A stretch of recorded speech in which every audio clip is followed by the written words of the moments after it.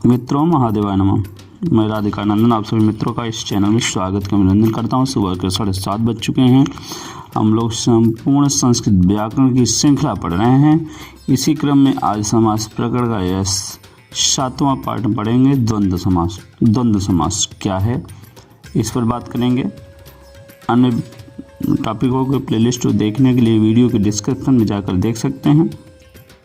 आइए चलते हैं, द्वंद्व समास पढ़ते हैं। स्लाइड में आपको द्वंद्व समास दिख रहा होगा। द्वंद्व समास ये क्या है? उभय पदार्थ प्रधानः द्वंद्वः। उभय पदार्थ प्रधानः द्वंद्वः। इसके पहले की वीडियो में हम लोगों ने तत्पुरुष अव्यय भाव समास को पढ़ा था। उसमें क्या है कि प्रथम पद प्रधान था, उसके बाद तत्पुरुष पढ़ा, उसमें द्वितीय पद प्रधान है। अब द्वंद्व पढ़ने वाले हैं, ये कहता है उभय पद, उभय पदार्थ प्रधाना द्वंद्व, अर्थात जिसमें दोनों पदों की प्रधानता हो उसे द्वंद्व समास कहते हैं। अर्थात जिस समास में उभय पद, दोनों पद या सभी पदों की प्रधानता होती है उसे द्वंद्व समास कहते हैं। जैसे रामश्च लक्ष्मणश्च, राम लक्ष्मणों। यहाँ देखिए, यहाँ दो पद हैं, राम और लक्ष्मण है। यहाँ राम की भी प्रधानता है, लक्ष्मण की भी, इसलिए राम लक्ष्मणों बना समासिक पद, इसलिए यह द्वंद्व समास है। यहाँ राम और कृष्ण दोनों पद प्रधान है, अतः इसमें द्वंद्व समास का विधान हो रहा है। अब द्वंद्व समास के भेद पढ़ेंगे। द्वंद्व समास के भेद। द्वंद्व समास के मुख्यतः दो ही भेद होते हैं, किंतु एक शेष को शामिल करके इसके कुल 3 भेद माने जा सकते हैं। देखिए, अगर भेद की बात करें तो द्वंद्व समास के मुख्य रूप से 2 ही भेद हैं, लेकिन एक शेष द्वंद्व समास को मिलाकर 3 भेद माने जा सकते हैं, और अधिकतर विद्वान इसे 3 भेद का ही मानते हैं। तो क्रम से हम लोग एक एक भेद पर चर्चा करेंगे।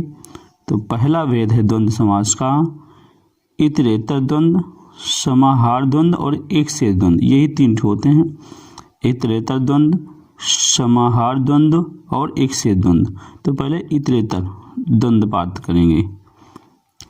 इतरेतर द्वंद्व क्या है? इतर इतर अर्थात एक के बाद एक, जब समास में प्रयुक्त होने वाले शब्द के अर्थ अपनी अपनी प्रधानता अलग अलग प्रदर्शित करते हैं उसे इतरेतर द्वंद्व कहते हैं। अर्थात इतरेतर इतर इतर अर्थात एक से अधिक पद साथ आए और दोनों की प्रधानता व्यक्त हो तो उसे इतरेतर द्वंद्व कहते हैं। यहाँ इसका मतलब समझ लेंगे, जब समास में प्रयुक्त होने वाले शब्द के अर्थ अपनी अपनी प्रधानता अलग अलग प्रदर्शित करें उसे इतरेतर द्वंद्व कहते हैं। इसका लिंग निर्धारण उत्तर पद के अनुसार होता है। अब देखिए, लिंग की समस्या है कि लास्ट में समासिक जो पद बनेगा उसमें लिंग कौन सा लगेगा। तो इतरेतर द्वंद्व में जो 2 पद होंगे या 2 से अधिक पद होंगे, उसमें जो लास्ट वाला पद आएगा उसके हिसाब से इस समासिक पद के लिंग का निर्धारण होगा। जैसे राम लक्ष्मणश्च, राम लक्ष्मणों। यहाँ राम और लक्ष्मण का अलग अलग अस्तित्व है, अलग अलग उनका वर्चस्व है, अतः यहाँ राम लक्ष्मणों में इतरेतर द्वंद्व समास है। दूसरा समाहार द्वंद्व क्या है देख लें।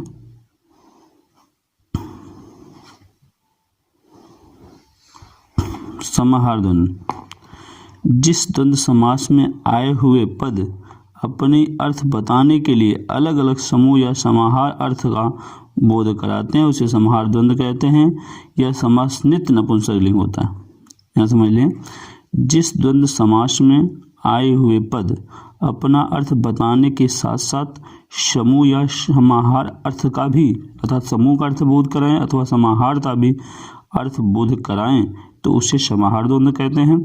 यह समास नित्य नपुंसकलिंग में होता है, अर्थात जो ये सब समासिक बनेगा उसका लिंग नित्य नपुंसकलिंग होगा।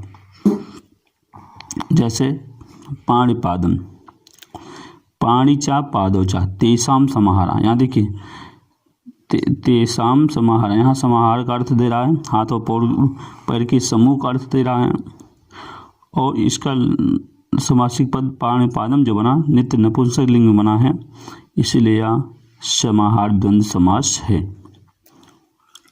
फिर आइए एक शेष द्वंद्व देख लें तो इसी समय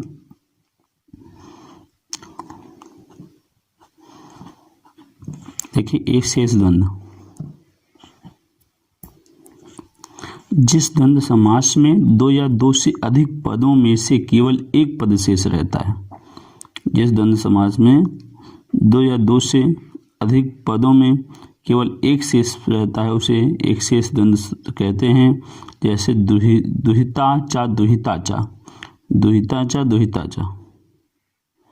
यहाँ देखिए दुहिता चा दुहिता चा, अर्थात दुहिता और दुहिता दोनों मिलकर दुहितो बना। एक पद क्या बना? दुहितो, दुहितो बना एक पद,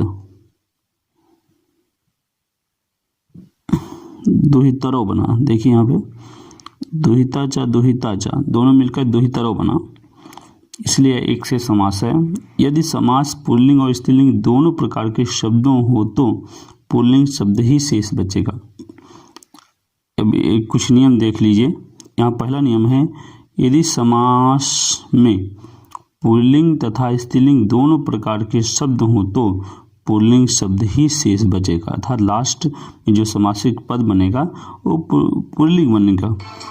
जैसे माता चा पिता चा, यहाँ माता स्त्रीलिंग है, पिता पुल्लिंग है, दोनों मिलके बन रहा है पितरों। पितरों एक शेष ये में आएगा, एक शेष द्वंद्व में आएगा और लिंग इसका पितरों पुल्लिंग है। उसी तरह मयूरी चा मयूरा चा मयूरव, यहाँ भी पुल्लिंग बना और एक शेष द्वंद्व का एक उदाहरण है। अब द्वंद्व समास करने वाले कुछ सूत्र हैं, देख लें। पहला सूत्र है द्वंद्व समास करने वाला चार्थे द्वंद्वा। क्या है सूत्र? चार्थे द्वंद्वा, चार्थे द्वंद्वा। ये कहता है, ये अष्टाध्यायी के दूसरे अध्याय के दूसरे पाद का 29वां सूत्र। ये कहता है कि इस सूत्र से चा और के अर्थ में विद्यमान अनेक सुबंतों का द्वंद्व समास होता है। देखिए इस द्वंद्व समास करने वाला सूत्र है चार्थे द्वंद्वा। ये कहता है कि इस सूत्र से चा अर्थात और के अर्थ में विद्यमान अनेक सुबंतों का द्वंद्व समास होता है। जैसे अब इतरेतर द्वंद्व समास के कुछ प्रमुख उदाहरण देख लें। पहला है सीता चा रामश्च, सीता रामो। यहाँ सीता और राम, यहाँ इतरेतर द्वंद्व है, इतरेतर द्वंद्व है। फिर राम चाल कृष्णा चा, राम कृष्णो, यहाँ भी इतरेतर द्वंद्व है। किस सूत्र से समास हुआ? तो चार्थे द्वंद्व से। उसी तरह देवश्च असुरश्च देवासुरो, यहाँ भी इतरेतर द्वंद्व है। फिर धर्मश्च अर्थश्च धर्मार्थो, यहाँ भी इतरेतर द्वंद्व। आगे देख लें इतरेतर द्वंद्व के उदाहरण। कृष्णश्च अर्जुनश्च कृष्णार्जुनो, यहाँ इतरेतर द्वंद्व।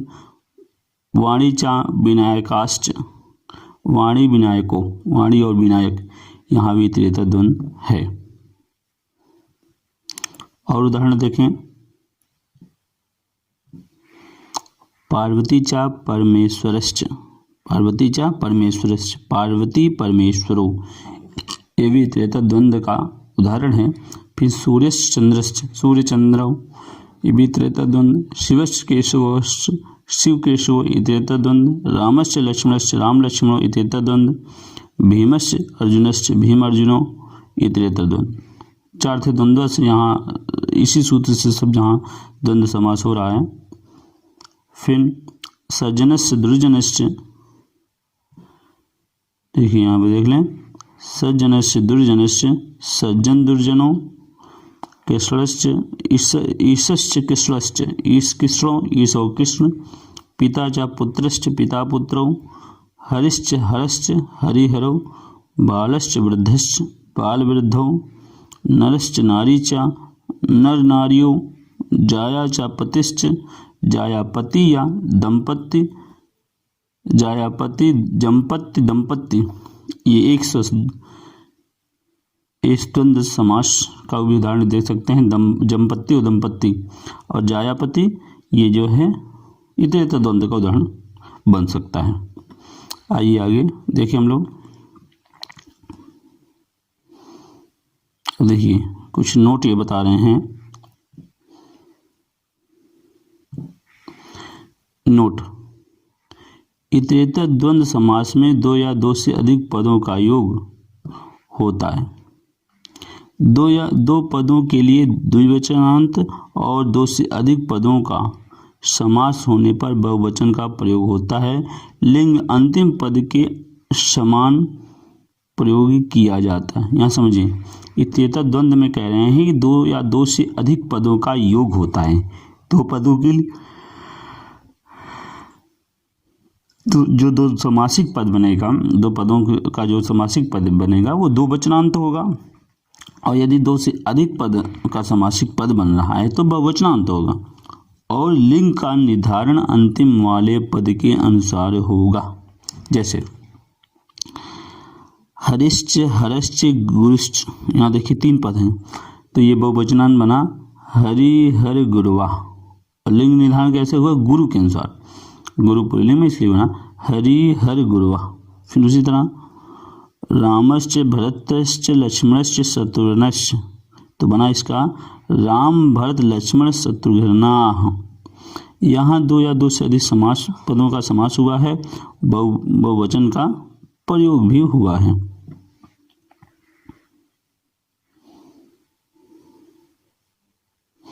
आगे समाहार द्वंद्व के उदाहरण, कुछ और उदाहरण देख लें। पाणी चा पादो चा तेषाम पाणिपादम। यहाँ देखिए समाहार के अर्थ में है तो इसलिए यहाँ समाहार द्वंद्व है। या समूह के अर्थ में, जहाँ समूह या समाहार के द्वंद्व के अर्थ में आता है वहाँ पे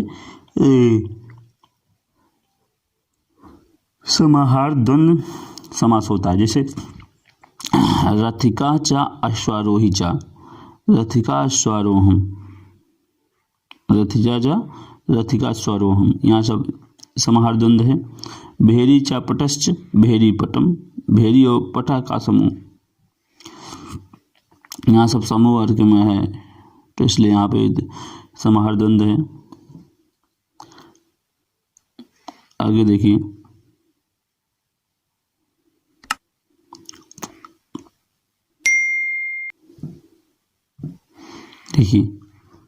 अहिनश्च अहिश्च अनुकूलश्च अनकुलम, शाप और नेवला। फिर अहश्च रात्रिश्च अहोरात्रम, रात और दिन। रथाश्च अश्वाश्च तेषाम, रथाश्वम, रथ और घोड़े। क्या समाहार? संज्ञा चा परिभाषा चा अनयोः समाहारा, संज्ञा परिभाषम। तो ये सब समाहार के अर्थ में आ रहे थे, इसलिए यहाँ समाहार द्वंद्व है। नोट देख लें कि जिस समास में अनेक पदों के समूह का बोध होता है उसे समाहार द्वंद्व कहते हैं।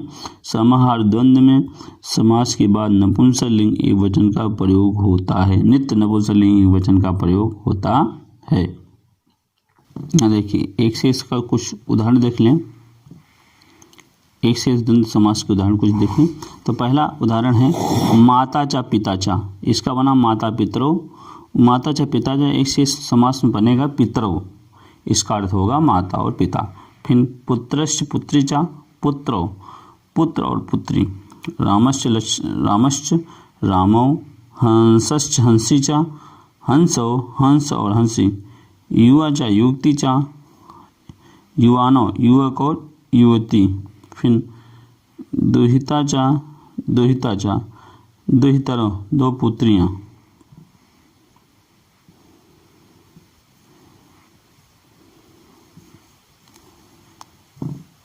फिर आगे है मयूरी चा मयूरा चा मयूरो, मयूरी और मयूर। भ्राता चा श्वासा चा भ्रातरो, भाई और बहन। श्वश्रु चा श्वशुरश्च, श्वशुरो, श्वास और ससुर। फिर उसी तरह कुछ देख लें।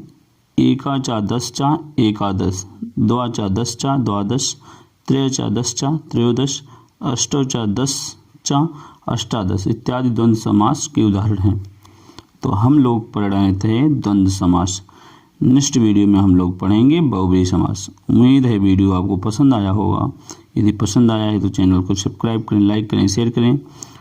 अन्य टॉपिकों के प्लेलिस्ट को देखने के लिए वीडियो को डिस्क्रिप्शन में अथवा चैनल के प्लेलिस्ट में जाकर आप देख सकते हैं। शीघ्र ही नए विषय के साथ मिलते हैं, तब तक के लिए महादेवाय नमः।